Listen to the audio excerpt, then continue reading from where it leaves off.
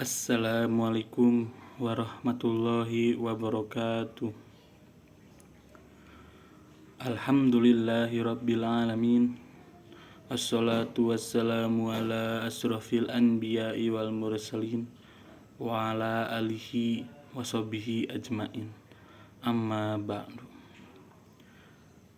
Pertama-tama marilah kita panjatkan puji dan syukur kehadirat Allah Subhanahu wa taala yang mana telah memberikan kesehatan kepada kita sehingga kita masih bisa melakukan kegiatan pada hari ini.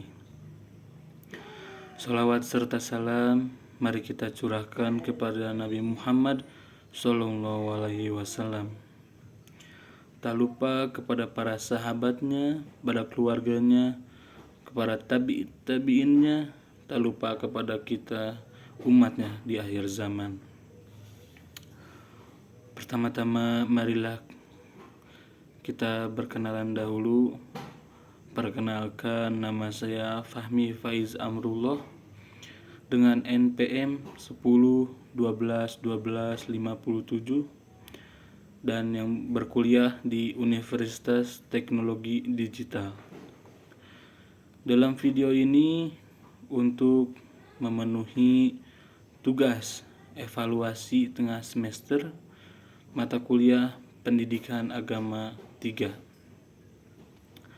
Kali ini saya akan membahas 4 materi, yaitu pertama Al-Hamiyatu Ma'rifatullah, kedua At-Thoriq ila Ma'rifatullah, yang ketiga Al-Manawi Ma'rifatullah, dan yang keempat Al-Adillah ala Wujudillah.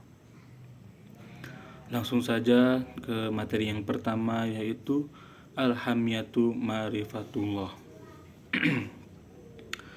Ma'rifatullah dimaknai dengan pengenalan terhadap jalan yang mengantarkan manusia dekat dengan Allah, mengenai rintangan dan gangguan yang ada dalam mendekatkan diri kepada Allah. Lalu di sini ada ciri-ciri ma'rifatullah. Yang pertama yaitu asma Allah atau nama Allah. Yang kedua itu ada sifat Allah.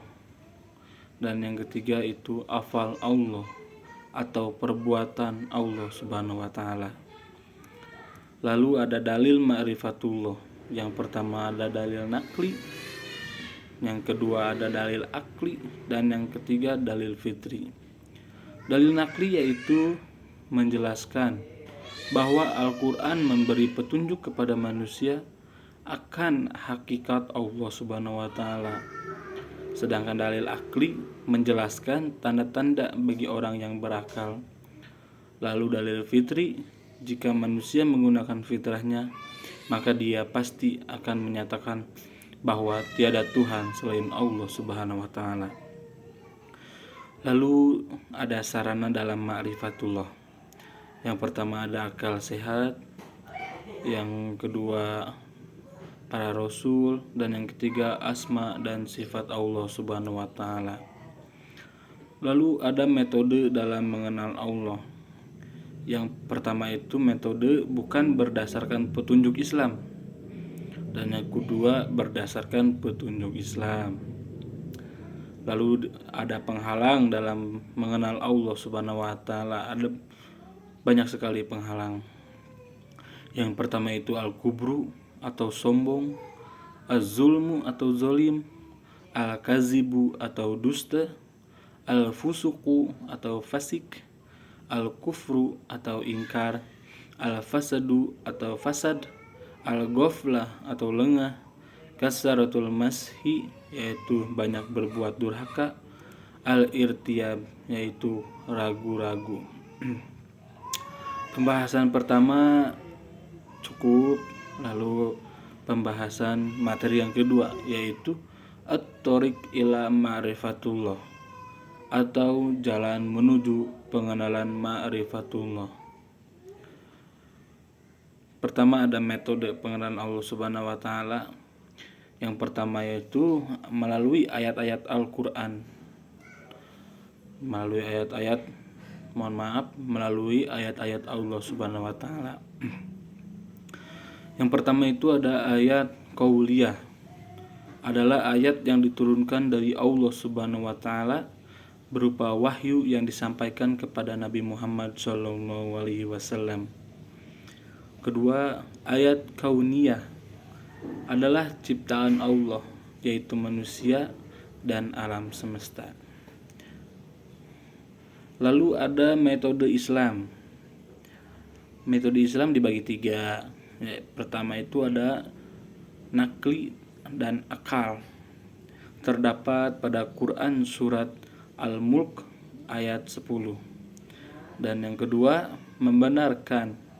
Terdapat pada Quran surat Qaf ayat 37. Dan yang ketiga itu menghasilkan Islam. Lalu ada metode ketiga, yaitu metode selain Islam. Pertama, dugaan dan hawa nafsu. Terdapat pada Quran surat Al-Baqarah ayat 55. Dan yang kedua itu ada ragu-ragu. Quran surat Al-Hajj ayat 55. Yang ketiga yaitu berakibat kufur. Terdapat pada Quran surat Al-Baqarah ayat 39. Lalu materi yang ketiga yaitu al-manawi min ma'rifatullah, atau penghalang dalam mengenal Allah Subhanahu wa taala.